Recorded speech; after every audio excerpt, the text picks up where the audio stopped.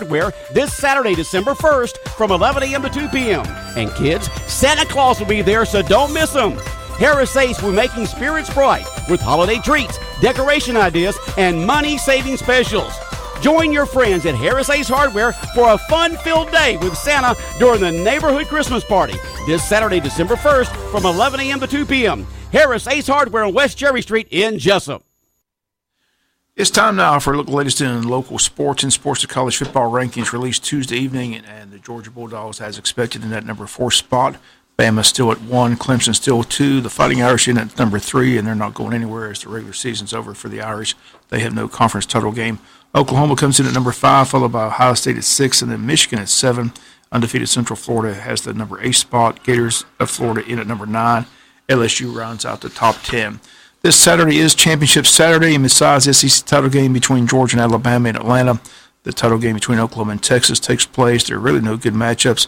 Clemson's a 26-point favorite over Pitt in the ACC title game, and the other title games not really good matchups at all.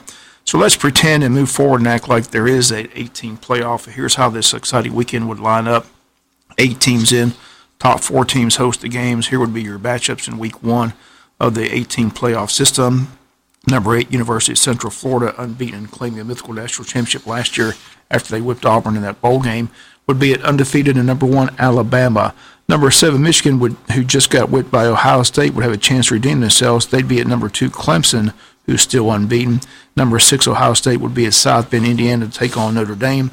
And number 5, Oklahoma, would be in Athens this Saturday for a Rose Bowl rematch between Georgia and Oklahoma. Now, just think about that, how much exciting that would be. And those 4 games would be set for the weekend rather than Clemson against Pitt, Washington against Utah, Ohio State against Northwestern. And it's an easy formula. It truly makes sense, but unfortunately we won't see it anytime soon because these conferences have the title games and the cities that host the teams make too much money.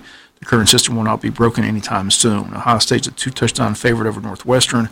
In fact, Northwestern lost all their non-conference games. They, in fact, lost to Akron this year. So, again, Northwestern not going to put up much of a fight against Ohio State. Clemson, a 26-point favorite over Pitt. Bama listed as a 13-point favorite over Georgia. An 18 playoff team.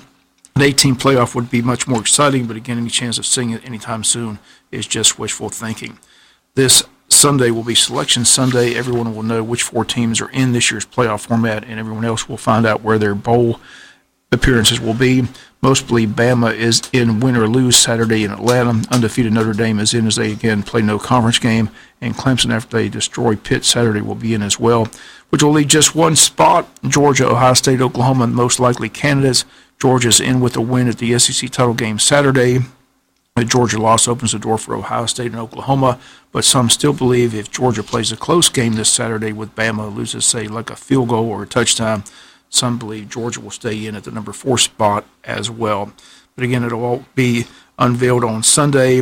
Georgia knows with a win they will be in, but they also know with a win, most likely they'd have to beat Alabama twice.